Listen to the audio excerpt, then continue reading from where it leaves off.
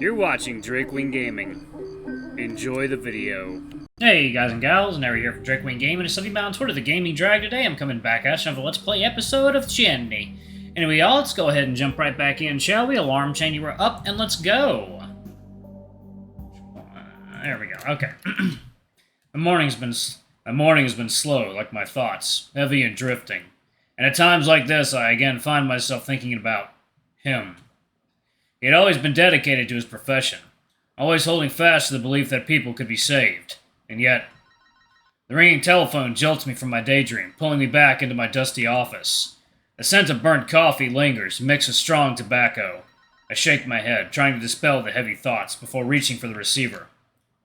Psycho involved in our detective agency. A familiar voice crackles through the line. Hello, Marcus. I straighten up in my chair, ears perked. Oh, Igor. Yep, how's the investigation coming along?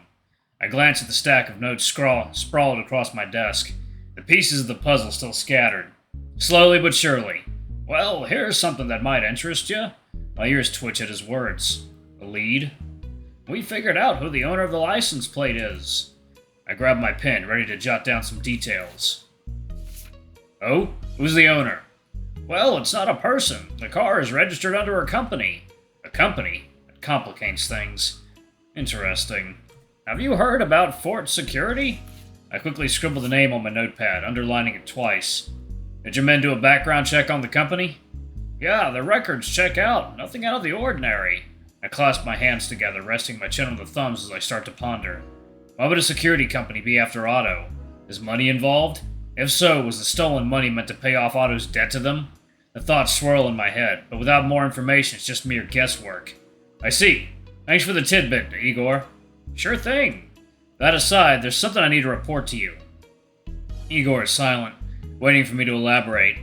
There was a break-in at Tom's house. Some money was stolen from his bedroom, and we suspected it was Camille. What? What makes you say that? We found a taunting note he left behind. I'll order one of our teams to go to Mr. Psycho's residence and... No, don't involve your whole team. Tom was against it. I just need someone you personally trust to stay guard at their house. Well, in that case, I'll ask one of the new transfers to be on the lookout. Do you trust him?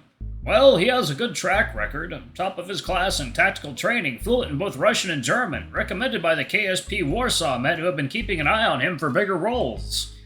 But do you trust him, though? Oh, yeah, I trust him. He won't disappoint. Then is it fine if I ask that he be stationed at the Psycho's residence?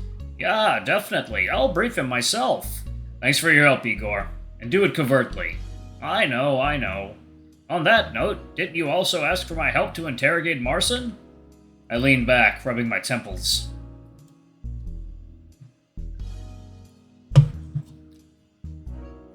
Right. We should get on that.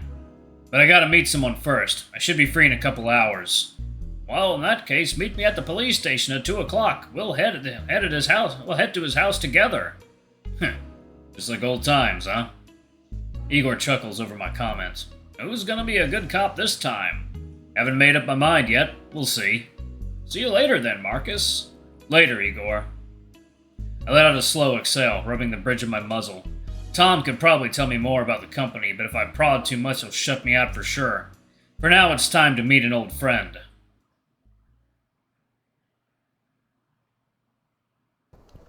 The drive to Bernard's house doesn't take long. About 15 minutes later, I pull into his driveway.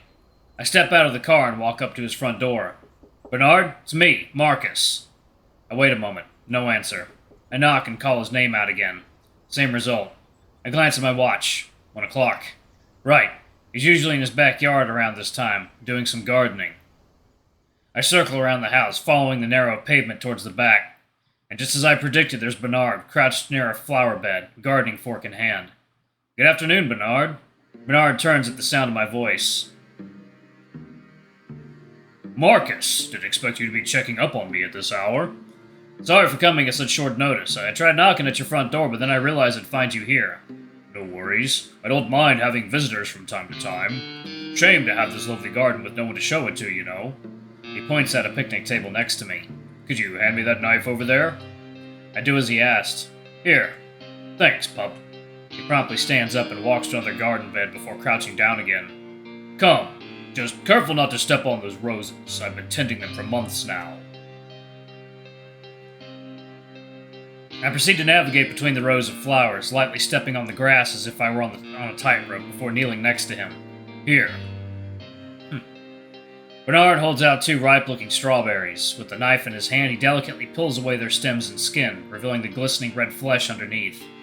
He hands one to me. Cheers. Sweet, though I don't mind eating it with the skin. Tastes better this way. We've always had such a green thumb. Bernard chuckles, shaking his head. Well, you could say it's second nature to me. Heh, good one. I knew you'd appreciate it. Bernard stabs the gardening fork into the soil and stands up. I follow suit, stretching my legs. So, what's the bad news this time? No bad news. Yet. Well, Bernard audibly sighs, cutting me off. I know you only come here if it's about some investigation. I mean, yeah, but I wouldn't mind a drink while we're at it. Bernard's expression softens at my suggestion. Just wait for me at the gazebo.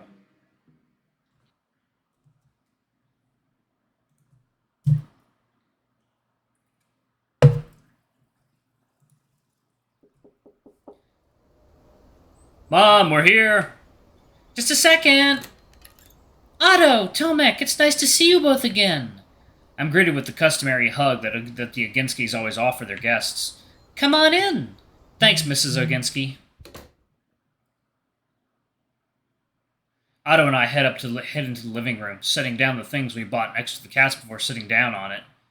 The cake's all done. I just need to put it in a nice pretty box. Take your time, Mrs. Oginski. She heads to the kitchen, leaving just the 2 of us. We don't exchange many words, just a few glances. I've always had a feeling that Otto gets a little nervous when I visit his parents' house. But honestly, I feel right at home. Hello, boys. Dad, please don't throw anything at us. Oh, you don't want Mom to scold you again, right? Right. Good afternoon, Mr. Oginski. Oh, hey there, Tom. How was shopping? We got what we needed. Ah, good, good. You boys always seem to have so much fun. If only I could say the same for myself. Mr. Oginski sighs, casting a despondent gaze at the floor. Dad, what's wrong? Otto stands up and walks over to him, and then picks up the basketball that fell next to the wheelchair. No, Otto, I'm fine. It's just, I kind of miss my more active days, you know? It'd be nice to shoot hoops again. Well, there's a basketball hoop outside, no? Nah, it got crooked and fell off. Is that why you've been throwing basketballs in the house? Otto's dad sighs again. It'd help if I could practice my throws outside. Well, I can help you fix it, Dad. That's my boy. Come here, champ. He yanks Otto's arm and starts tousling his hair. All right, Dad, enough. Otto frees himself from his dad's grip and turns to me. Is it all right if I help my dad out, Tom? It shouldn't take more than half an hour, I think. It's all good. Otto pushes his dad's wheelchair out of the living room, heading towards the porch. A few minutes later, Otto's mom returns with a box of fruitcake, its sweet aroma filling the air. Ah, it smells nice. Thanks for baking a cake for Anna's surprise party. Oh, it's my pleasure. It's been a while since I last saw her girlfriend, but I'll let you kids have fun first. She sets the box on the table and sits next to me. Oh, where's Otto? He's helping Mr. Oginski out on the porch. He's definitely fixing that basketball hoop again. Mrs. Oginski crosses her arms. His father never knew when to stop playing once he got into it. Well, at least he'll be throwing it outside the house.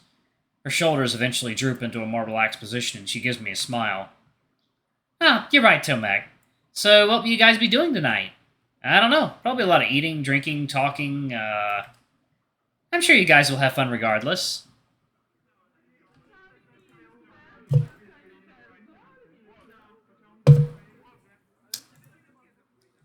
Mrs. Oginski focuses on the television as our conversation peters out.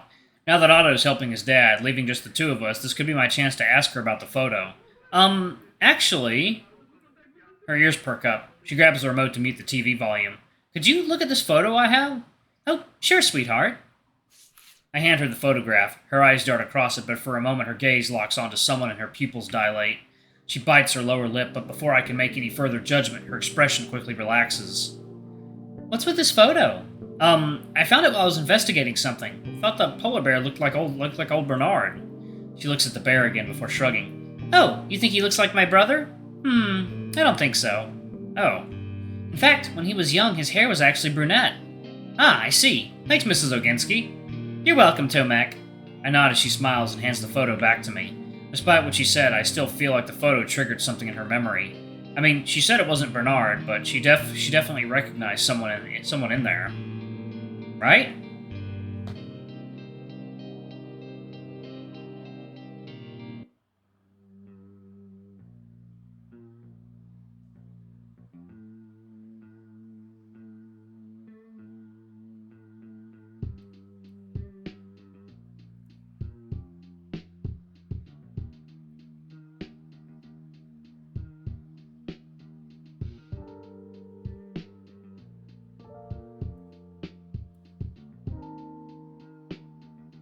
Sorry, y'all.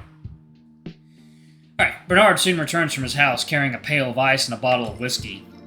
He plops a few ice cubes into 2-shot glasses and pours the drink. We clink our glasses together before taking a sip. Wow, that takes me back. Ibiki Suntory whiskey, your favorite. I almost forgot how good it tasted. Guess I've been ruining my palate with cheap beers. Remember your first night in Sepniveau? It was the drink I served you. Heh, yeah. The first night here was difficult. Difficult is an understatement. I barely knew anyone in this town except for Eva, but Bernard helped me more than I care to admit. Well, you usually open up after a few shots, don't you? I put down my glass and take a deep breath. I guess I just needed someone to listen to. Just listen? I narrow my eyes at him. He sounds casual, but it almost feels like he's prodding me. I try to maintain my composure, even if Bernard suddenly dredging up the past slightly irks me. Sorry, it was at my lowest at that time. No, don't beat yourself up, pup. I get it. Didn't dwell on it too much. You sure? You seem off whenever we meet nowadays. A short sigh escapes his mouth before a little smile forms at his lips. Maybe I missed some of that. But hey, I'm glad you're doing much better now. A heavy mood seems to settle over us as we fall silent. Alright, y'all. I'm gonna go ahead and pause it right there. Thank y'all so much for watching. Don't forget to like, comment, subscribe, ring that notification bell, and check out our Patreon if you can. It always helps. Anyway, I love you all, and I'll see y'all in the next video. Bye-bye!